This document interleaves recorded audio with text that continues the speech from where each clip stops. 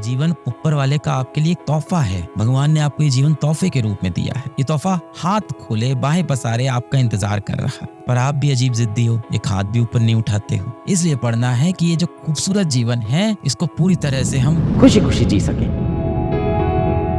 देखो, भगवान श्री कृष्ण ने भी अर्जुन को यही बोला था। महाभारत के समय भगवान श्री कृष्ण ने अर्जुन को यही बोला था कि हे अर्जुन, जिन लोगों को तू समझ रहा है कि तेरे मृत्यु के बाद ये जी नहीं पाएंगे, ये हाँ तेरे मृत्यु के बाद ये रोएंगे, दुखी रहेंगे, पर कुछ समय पश्चात ये तुझको भी भूल जाएंगे। ऐसी ही मेरी माया है, दुनिया की माया ऐसे ही। तो आपके लिए अच्छा होगा कि ऐसे लोगों से अब आप पीछा छुड़ा लो जी।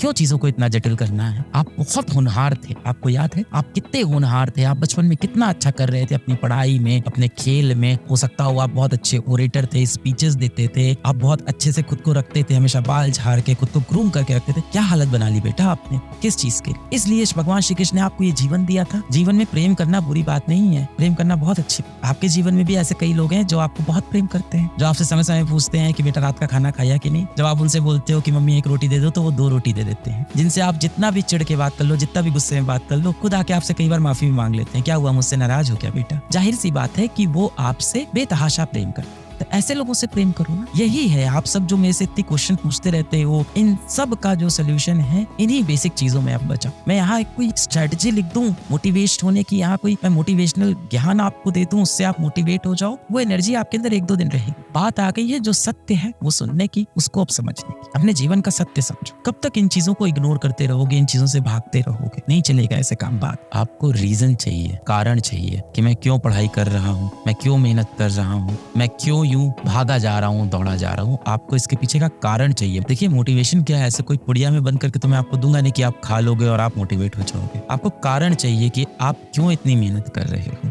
आप क्यों यूं तेजी से दौड़े जा रहे हो। और वो कारण ये है बेटा कि ऊपर वाले ने आपको सबसे खूबसूरत चीज बनाई है, जो है इंसान। आपको इंसान बनने का मौका मिला है, मनुष्य बन के आप पैदा हुए। आने वाला जीवन बेहद खूबसूरत होने वाला है, बेहद खूबसूरत होने वाला है। मेरी बात समझो, बिल्कुल टेंशन मत लो। आप ही से बोल रहा हूँ, तुम ही से बोल रहा हूँ, टेंशन मत लो। आप हो जाएगा सिलेक्शन, डेफिनेटली हो जाएगा, डेफिनेटली हो जाएगा। तुम्हारे लिए ही वो सीट रखी हुई है। सवाल सिर्फ इतना है, क्या तुम उस सीट के काबिल हो? अगर तुम उस सीट के काबिल हो तो वहां तक तुम पहुंच जाओ। नहीं भी मिली वो सीट तो परेशान मत होना। ये जीवन बहुत खूबसूरत है। ये जीवन ऊपर वाले का आपके लिए एक तोहफा है। भगवान ने आपको ये जीवन तोहफे के रूप में दिया है। ये तोहफा हाथ खोले बाहें पसारे आपका इंतजार कर रहा है, पर आप भी अजीब जिद्दी हो, एक हाथ भी ऊपर नहीं उठाते हो। तो आपको हाथ अपनी तरफ से ऊपर उठाना।